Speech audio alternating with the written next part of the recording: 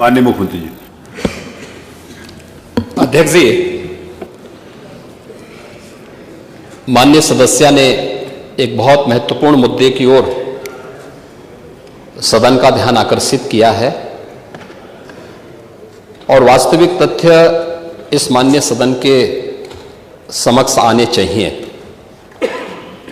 महिला और बाल सुरक्षा और खासतौर पर सेक्सुअल हैरेसमेंट से जुड़े हुए जो मुद्दे होते हैं वह केवल बाहर से ही नहीं होते हैं। इसके दोनों तरीके हैं, घर के अंदर भी और घर के बाहर भी। और इसलिए इन दोनों मुद्दों को ध्यान में रख करके सरकार ने इस दिशा में जो ठोस कदम उठाए हैं वह इस सदन के सभी माननीय सदस्यों के संज्ञान में बहुत आवश्यक हैं। अगर मैं महिला संबंधी अपराध को, जिसमें घरेलू हिंसा से जुड़ी हुई जो या सेक्सुअल हैरेसमेंट से जुड़ी हुई जो मामले होते हैं, इन सब की तुलना करूं तो सबसे पहले माननीय सदस्य को मैं इस बात के बारे में अवगत करा दूं कि 2016 की तुलना में दहेज जैसी घटना के बारे में देखें तो 2016 की तुलना में 2016 में कुल घटनाएं घटित हुई थी, उनकी तुलना में 23-24 के बीच में लगभग 17.5% की कमी घटनाओं में आई है। बलात्कार की घटनाओं में 2016 की तुलना में अगर 23-24 में हम उसकी तुलना करें, इसमें 25.30% की कमी दिखाई गई है।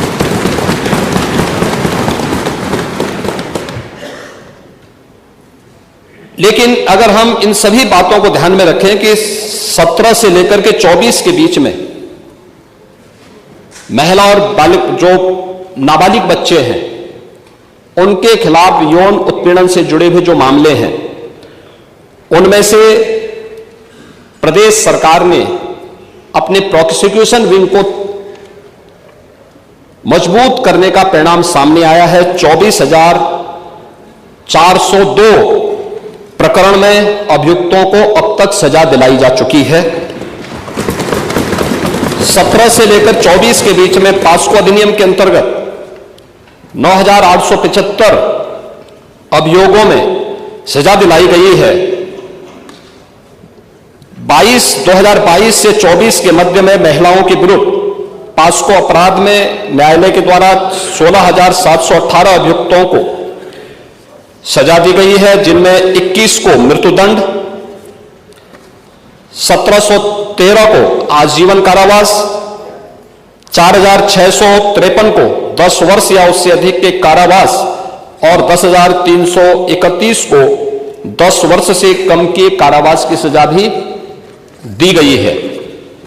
प्रदेश के अंदर अगर हम लोग देखें कि इस दिशा में जो अन्य प्रयास हुए हैं, खासतौर पर भारत सरकार के द्वारा इस प्रकार के मामलों को बहुत ही गंभीरता से लिया जाता है। इसके लिए investigation tracking system for sexual offences के बारे में भारत सरकार ने जो अपना पोर्टल तैयार किया है, इसको हम लोगों ने 2018 में ही, पिछली सरकारें उसके प्रति उतनी संवेदनशील नहीं थी, लेकिन 17 के बाद से हम लोगों ने इस पर काम प्रारंभ किया और अप्रैल 18 में हम लोगों ने इस पोर्टल को एक्टिव करने के साथ ही इस कार्यक्रम को आगे बढ़ाया है। और अगर इसमें हम देखें कि जो प्रॉपर मॉनिटरिंग, फोकस मॉनिटरिंग जो प्रदेश के अंदर हुई है, उसका परिणाम है कि जो पेंडेंसी थी, ये पेंडेंसी एक दिन की नहीं थी, एक वर्ष की नहीं थी, ये वर्षों से पड़ी हुई थी।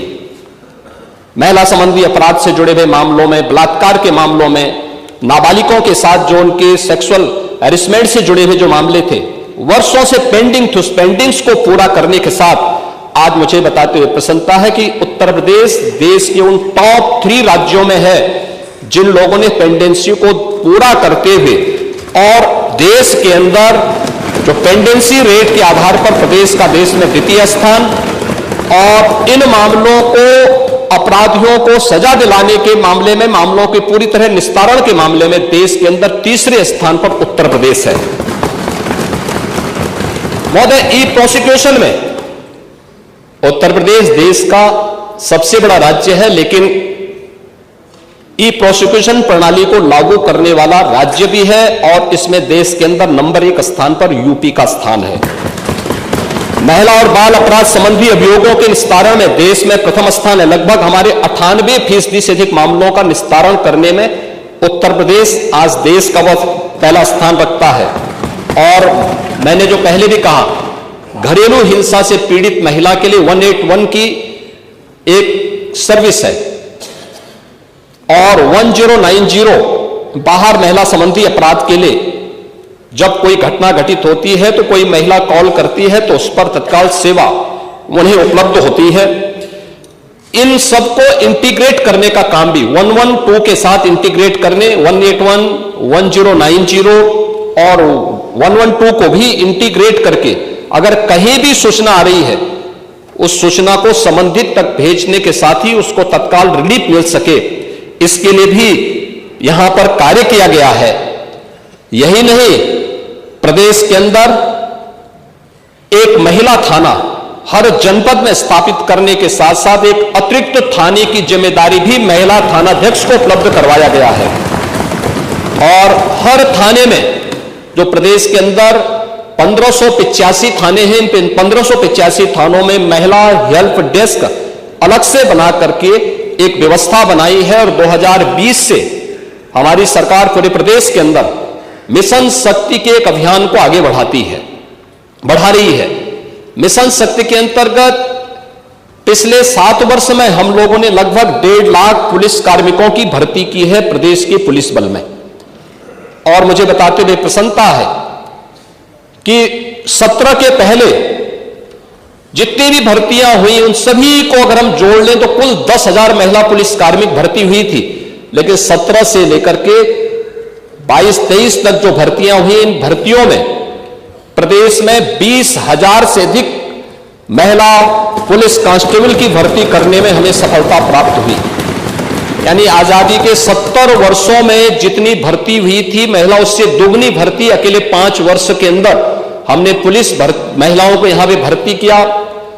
पुलिस की भर्ती में उनकी 20% हॉरिजॉन्टल आरक्षण की व्यवस्था उन्हें प्राप्त हो सके, इसको अनिवार्य रूप से प्रदेश के अंदर लागू किया। लखनऊ, गोरखपुर और बदायूं में महिला पीएसी की बटालियन के गठन की कार्रवाई को भी आगे बढ़ाया।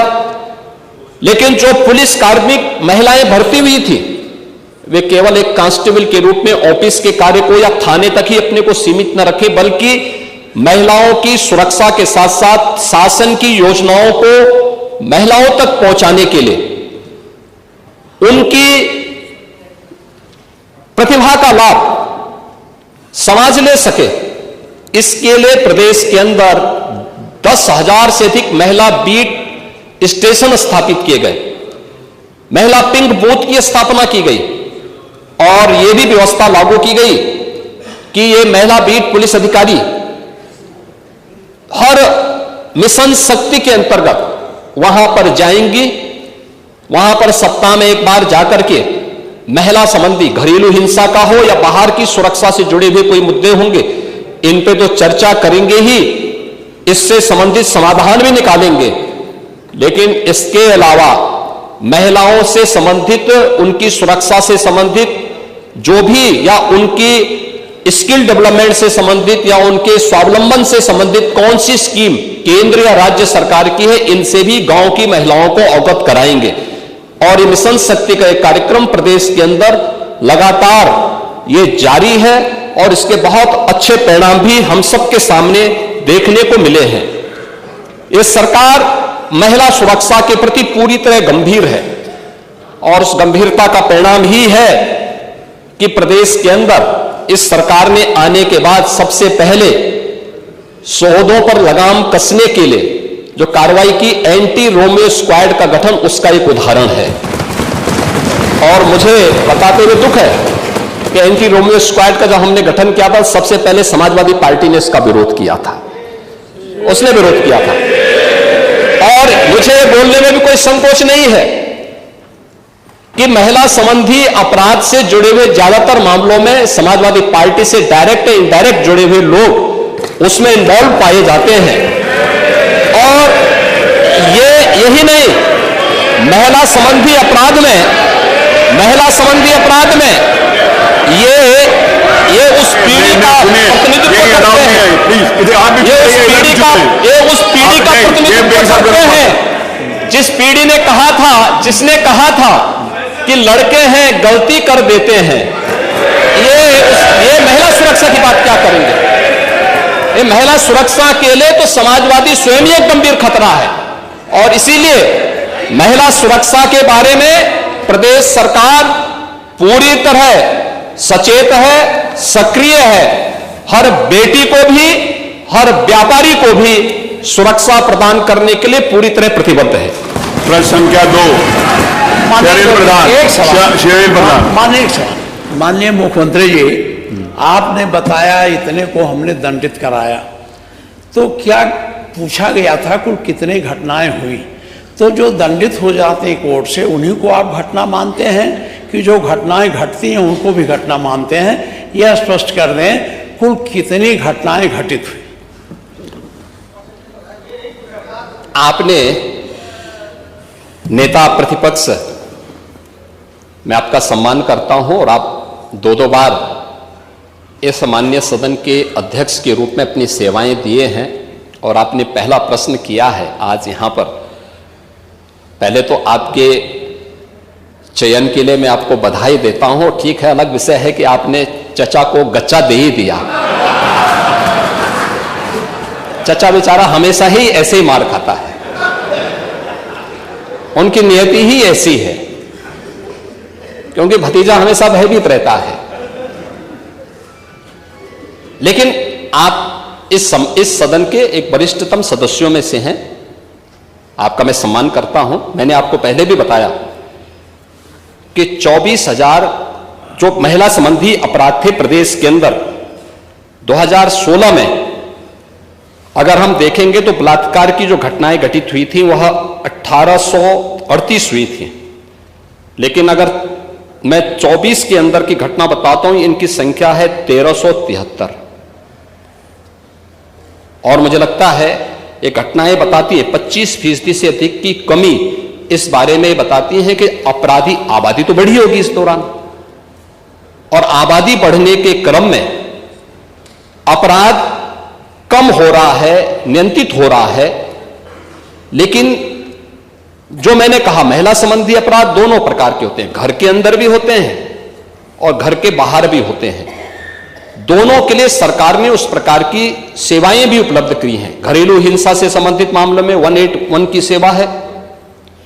घर के बाहर की सुरक्षा के बारे में जागरूकता पैदा करने के लिए और उन्हें सुरक्षा उपलब्ध कराने के लिए तत्काल कॉल कर सके, इसके लिए 1090 की सेवा उन्हें उपलब्ध कराई गई है।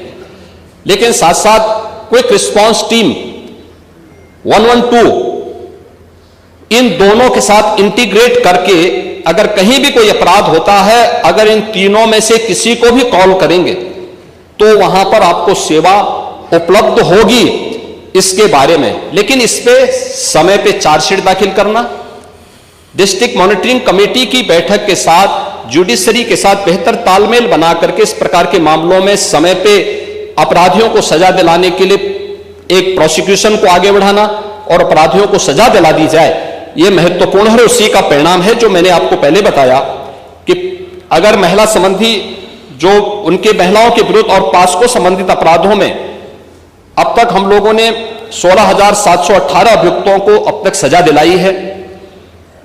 इसमें से अगर आप देखेंगे कि 21 को हम लोगों ने मृत्युदंड, 1,713 को आजीवन कारावास, 4,653 को 10 वर्ष या उससे अधिक का कारावास और 10,331 को 10 वर्ष से कम की कारावास की सजा दिलाई है।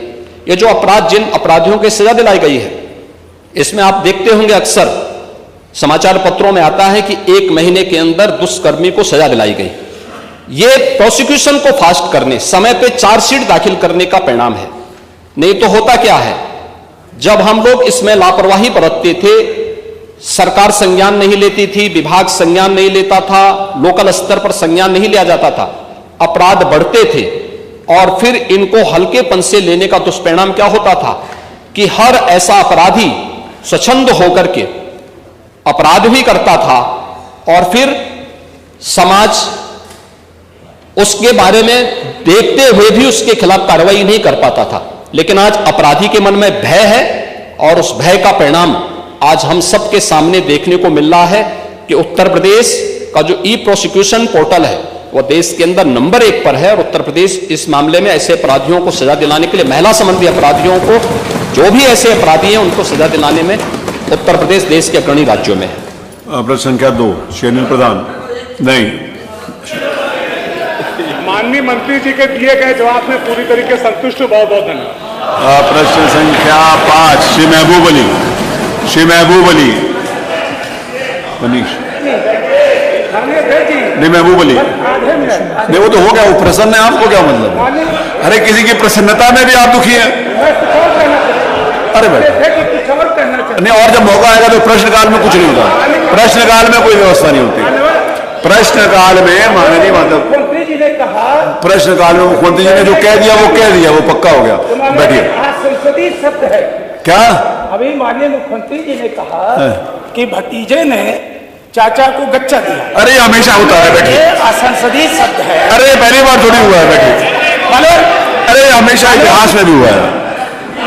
अरे नहीं, वो आप संग्राम जी, आप माननीय संग्राम सिंह जी, आप माननीय शिवपाल जी को क्यों उंगली करके उनको उठवा रहे हैं? आप उनको बिठाइए, वो अच्छा खासा बैठे हुए थे, आपने जबरदस्ती उनको। अरे आप शिवपाल जी, आप कहाँ बच्चों के चक्कर में पड़े हैं? अरे आप कहाँ बच्चों के चक्कर में पड़े हैं? अरे आप बैठो। अरे इसके बाद प्रश्नकाल के बाद सुनिए, प्रश्नकाल के बाद सुनिए। अरे क्या संग्राम सिंह जी, आप बिना मतलब। माननीय अध्यक्ष जी, जब चाचा को आपत्ति नहीं है, यही तो मैं कह रहा हूँ, जबरदस्ती उंगली करी है। अरे ये समस्या आपके यहाँ भी है, ये शासक जी बैठे हैं, जरा देखो उधर भी। माननीय अध्यक्ष जी, देखिए मुख्यमंत्री जी ने, वो आप क्योंकि होती रहती है, बैठी। मुख्यमंत्री जी ने अभी प्रश्नकाल में कहा था कि मैंने महिलाओं की भर्ती कर ली है, 20,000 महिलाओं की भर्ती कांस्टेबल की पीएससी में भी कर ली है, पुलिस में भी कर ली है। चलिए हम अब बहुत आपको, अरे उसको वो बात खत्म हो गई, शिवाजी, वो बात खत्म हो गई। सवाल ये था कि कितने जब से भर्तियां की हैं पुलिस में, सब कुछ। और उसके बाद 3 प्रश्न हो चुके हैं, तो सुन लीजिए ना। अरे उसके प्रश्नकाल के बाद सुनेंगे ना। तो इसी प्रश्न में वो प्रश्न खत्म हो चुका है। नहीं, इसी प्रश्न में हमारी ओर इशारा किया था। हाँ। मैं इसलिए मैं बोल रहा हूँ, मेरा नाम भी लिया है। वो बहुत आपको बहुत लेट याद आया, नहीं, खत्म हो चुका। मैं जांच को तभी गया था। फिर कहाँ थे अभी तक? ऐसा नहीं है, लेकिन आपने समय नहीं दिया। आप कहाँ खड़े हुए? उसी समय में समय देता हूँ। मैं सोच रहा था आप उठोगे, लेकिन आप उठे नहीं। नहीं, आपने हमारी तरफ निगाह ही नहीं करी।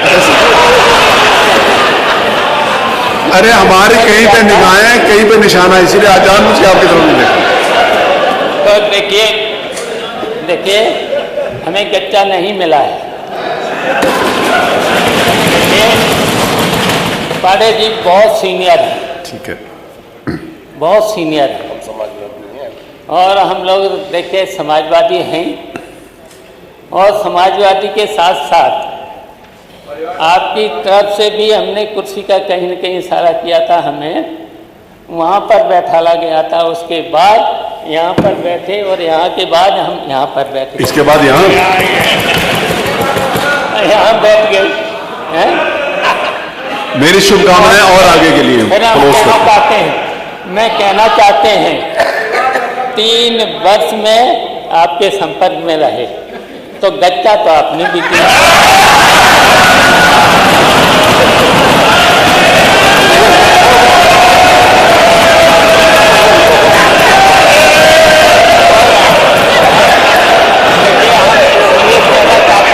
एक सेकंड, जानी चाहिए। नहीं, सुनिए ना अजय जी, जब आपने गच्चा दिया तो उत्तर प्रदेश इस चुनाव में पीछे रह गया, बहुत पीछे चला गया, समाजवादी पार्टी आगे हो गई। और फिर अब देख लेना 27 में समाजवादी पार्टी फिर से हरा देगी और आपके जो डिप्टी मिनिस्टर चीफ मिनिस्टर हैं वो आपको फिर गच्चा देंगे। प्रश्न संख्या